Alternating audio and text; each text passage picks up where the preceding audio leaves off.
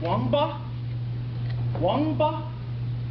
My girlfriend and I were wandering around Beijing trying to find an internet cafe.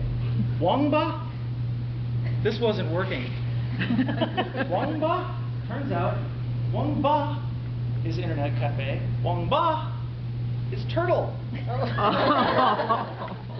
No wonder we weren't finding an internet cafe. People were giving us blank stares. In China, even the most routine things turned strange. I remember we were sitting on an airplane. I remember this vividly because I am afraid of flying, and I was seated with my arms gripped to the chair. We were mid-takeoff. The plane was almost 45 degrees, and I noticed a water bottle come bouncing down the aisle. Clunk, clunk, clunk, clunk. A minute later, a woman gets out of her chair and starts to climb down the aisle to retrieve her water bottle. She passes me and sits down in the seat right behind me. A moment later, she starts to climb back up the aisle, water bottle in hand.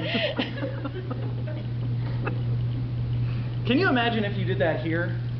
If you did that down in LAX, the flight attendant would slap you.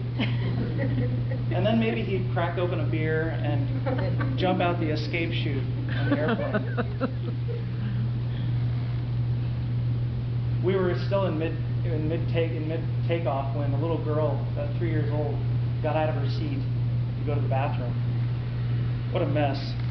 I'm just kidding. The woman with the water bottle pushed her back in her seat, so everything was fine. Mid-flight, we were between Xi'an and Beijing, two places I couldn't locate on a map. I asked the flight attendant where we were because I saw us landing, and I looked out the window and we're in the middle of the desert. This isn't Beijing.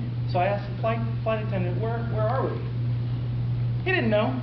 No, he didn't know where we were. We're landing. He didn't know what town we were in. So it was a little bit disconcerting when they asked us to get off the plane. Fortunately, I made it back on.